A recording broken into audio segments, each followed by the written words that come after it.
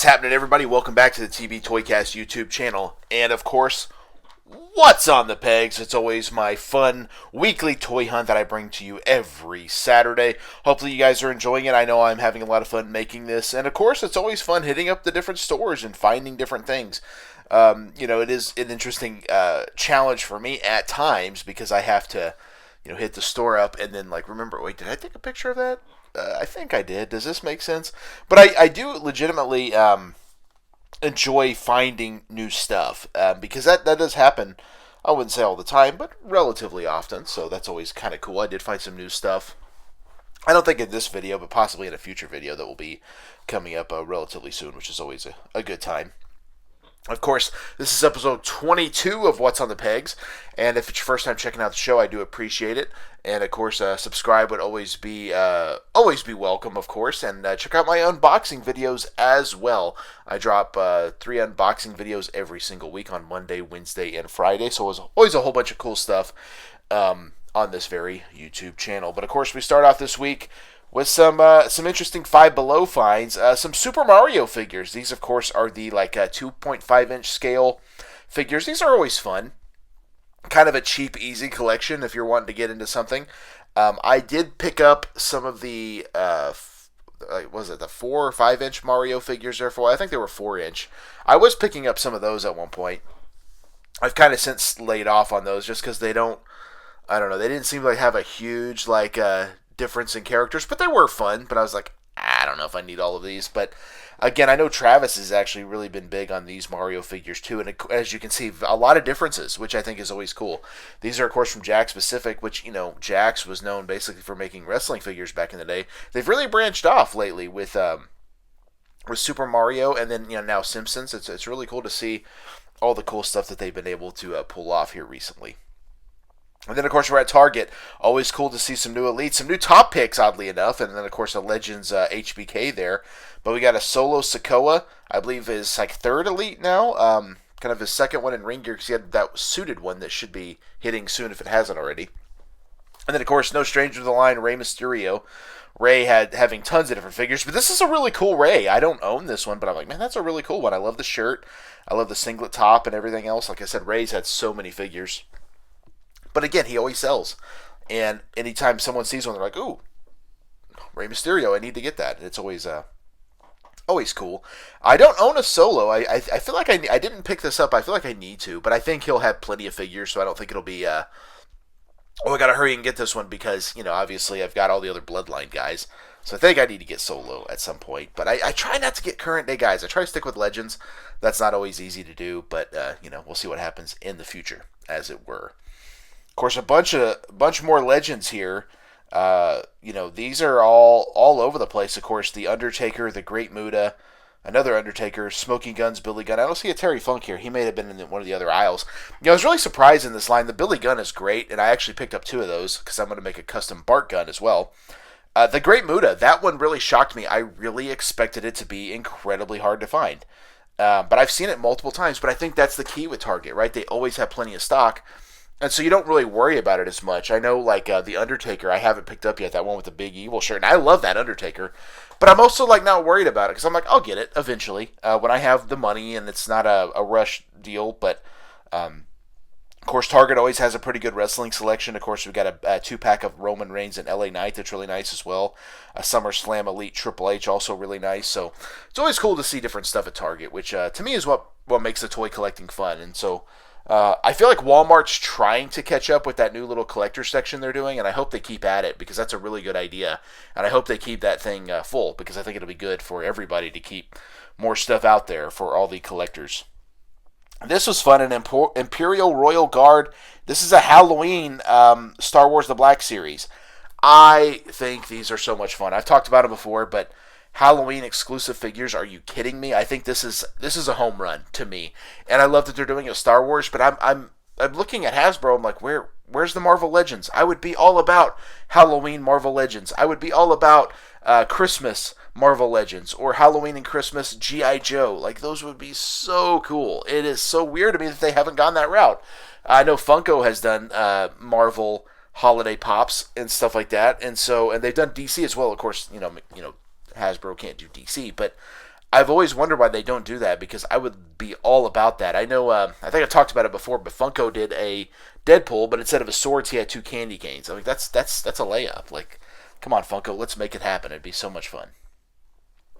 I love seeing some retro Marvel Legends. Of course, this is the Toy Biz line from back in what the early to mid 2000s, way back in the day. See a bunch of different versions there. Of course, we got Black Widow, Baron Zemo. I actually had Baron Zemo back in the day. Cable. That was always a really hard to find figure, but a really good one. Sasquatch, also another fun one. As you can see, these are kind of all over in price from $40 to about $20. We'll take these home, but man, this was such a good line. This was actually, and I talked about it before, but this was actually the line that got me out of collecting just wrestling, because I remember seeing these and being like, whoa, but I never collected figures like this, only wrestling, and these really pulled that out of where I'm like, okay, I've got to get some of these. They are just too cool. And you know what? I'll be honest. I unboxed that Captain America Marvel Legends a while back. I got a couple more over here that I'm going to unbox soon. It really won me over and made me really think, like, you know what? I need to get more of these Toy Biz Marvel Legends. They are just too much fun. Pete and Repeat. Good old Power Rangers Mighty Morphin Villain. Of course, this is from Bandai. I love the fact that Bandai gave us so many villains. That first wave, we have the 6 Rangers, and they gave us 12 evil space aliens. Pete and Repeat was obviously in there. Pudgy Pig was another one. The Nasty Knight, which I remember that one very specifically because my cousin had the VHS, and it was Zach's birthday. And Nasty Knight was the villain of that week. Now, the villains are always kind of hard to remember because they were literally villain of the week. You only saw them that week. But this guy, like, if you look at him, he's got like a chicken head and then a chicken head in his body. And if you look at the artist drawing or the prototype, kind of in the right-hand corner there of the plastic, actually a little bit of different color scheme there. So, but always a cool figure. These were great. And like I said, I hope with Playmates doing that new Power Rangers line, we get more of these villains because those are really cool. $25 brings us home. Not a bad deal if you ask me.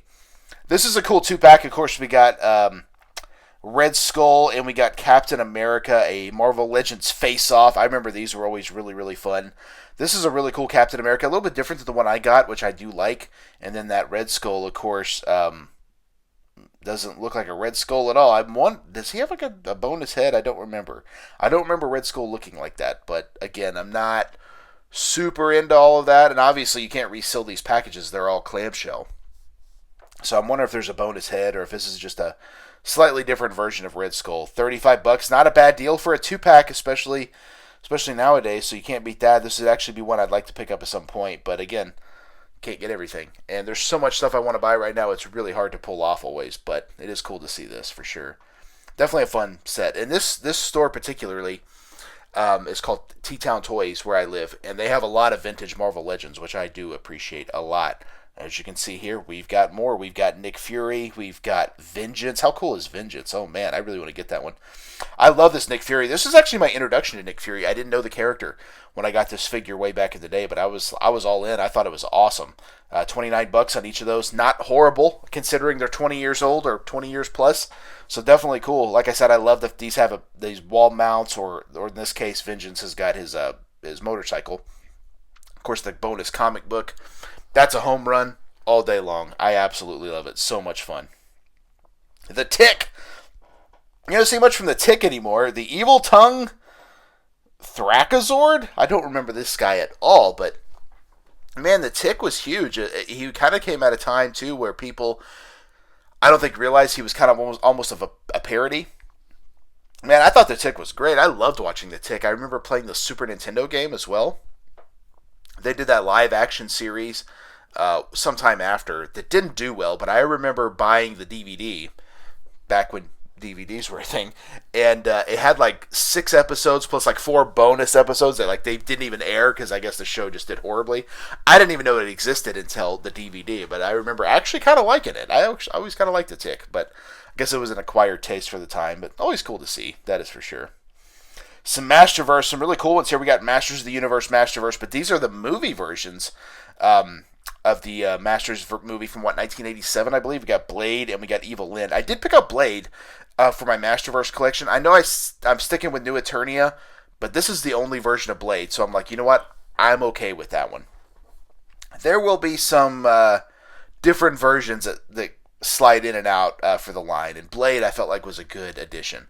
I also picked up a Blade from my good friend Chad Ecto-Young, who was very nervous finding it. I didn't realize Blade was so hard to find because I found this at a local vintage shop.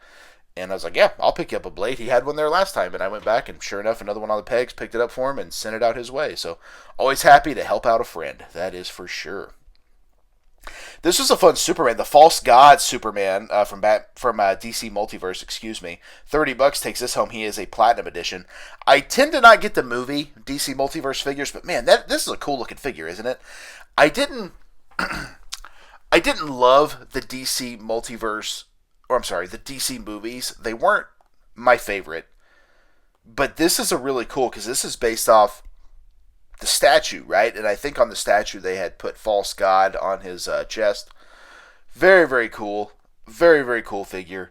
Not for me, but seeing that in person was like, ooh, this is pretty fun. So I always like to take a picture of something I see that's maybe a little bit random or a little bit different. That to me is what it's all about. Sunman, Rulers of the Sun. We got Kicto, we got Holographo, we got Zapman. I remember when I was really into Motu Origins, I had to buy these because it's like, holy crap, more Motu figures. But these were interesting because I knew nothing about them. I didn't know anything about Sunman at all. And so buying these was like, yeah, I got to get the Rulers of the Sun. And they go with them Motu. But they did, but they didn't. It was a weird thing. I don't necessarily regret picking this up, but I don't really feel like it was a necessary addition to my collection. And some of the Sunman figures are cool. But again, when you don't know any of them, it's hard to say, oh, I'm buying nostalgia when these aren't nostalgia at all. But I digress. Still a cool box set, that is for sure. And we'll wrap it up with this one. I actually had to use my hand to kind of prop it open. I did buy this set a while back. This was a super cool 4-pack. We got Snake Armor He-Man, which just looks amazing. We got Rattlehood, Gorgon, and Naga. Again, a bunch of Snake Men. A lot of them that I didn't know. And I believe Gorgon and Naga are basically the exact same figure, just different color tones. And then Rattlehood was other parts kind of put together. But this is a great set. Look at that artwork, too. Motu spares no expense with that artwork. It just absolutely phenomenal. I would love to see all these guys show up in Masterverse. I'm sure Snake Armor He-Man will at some point. We did get Cobra Khan recently, so I feel like some of these, these guys specifically, maybe not, but I think some of the characters might show up. Like I said, as much as I love the retros, or the retro style, or the origins as it were, man, those Masterverse are really where it's at for me. So, very, very cool. And that pretty much wraps up this edition of What's on the Pegs. A lot of different stuff, a lot of vintage shops today, a little bit of Target thrown in there, and a little bit of Five Below. I do my best to try to keep it as different as possible. I do my best to try to show different things when I can. I do visit a lot of different stores. Oftentimes I found myself visiting stores I don't necessarily even need to go to because I'm like, well, I can get some pictures here. And truthfully, I think hitting stores is something I enjoy. I want to hit up stores. I want to see what's out there. I want to kind of get an idea of what people are buying or what people are grabbing. And I'm finding a lot of different stuff, which is always a lot of fun. But let me know in the comments down below, what stores have you been hitting? What have you been finding? Because I want to know that as well, because that's part of the fun. Let me know if you guys are finding something cool. I actually had a Facebook comment because I shared it to a group, and basically it was like, I'm sure you're finding all the same stuff we all are. And I commented, I was like, actually, no. I hit up a lot of vintage shops, and I would dare say a lot of people who are doing figure hunts probably aren't finding the things I'm finding. But that's what it's about. And this isn't so much a toy hunt as it is just kind of talking about memories of things I'm finding. But everybody collects differently. Everybody looks at this stuff differently. So it's kind of to each their own in any situation. But definitely check out my other unboxing videos if you are new to the channel. Check out on Monday, I unboxed from McFarlane Toys and the DC Super Friends line Lex Luthor. That was a really fun one. I love the new Super Friends line from McFarlane. It's quickly becoming a favorite. And can't wait. I've already picked up some Wave 2 figures. And Wave 3 they just revealed the other day. So that's really cool. On Wednesday, this video is kind of getting a lot of views, which I don't even know why, but it is. But the Simpsons Jack Specific Marge and Maggie Simpson. I don't know why, but it's starting to blow up a little bit. I mean, for me anyway, not a crazy number of views, but more than a lot of my other videos. So that was really cool. Love the Simpsons line. Marge is always going to be a needed figure because she's part of the family, right? So it only makes sense. And on Friday, I went with something a little bit different from Four Horsemen Studios and Mythic Legions, the Shadow Orc Grunt. I love the Mythic Legions line. It probably slides a little bit under the radar for a lot of people, but I absolutely love it. And Travis kind of turned me on to it. Kyle Peterson unboxes a lot of Mythic Legions. They're amazing. They are not cheap figures by any stretch, but they are so much fun. And the Shadow Orc Grunt, like, I've been meaning to unbox a lot of these for a while. And when I unbox it, immediately I'm like, man, this is so cool. I got to get more of these. You know, it's always kind of that way it goes, and that's what makes this fun. So that's it for episode 22 of What's on the Pegs. Of course, check out Tales of the Toy Box. The latest episode is up currently, all about He-Man and the Masters of the Universe Series 1. And also follow TV Toycast on TikTok. I'm doing a lot of cool stuff there where I'm showing some like complete series of different toys and putting a little music on there and making it a little bit fun.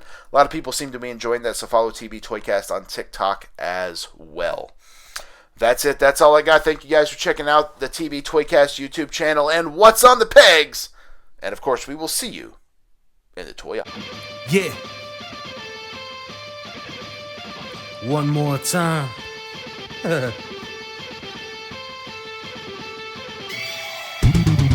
It ain't over till I say it's over. So lock the cage up, cause this is a takeover. The wait's over. If this the final time we meet, then you'll be on your back on my feet. Then I'll tip the cage over as a hangover. I'm super fly so I can splash off the top. And I can shut down the shop.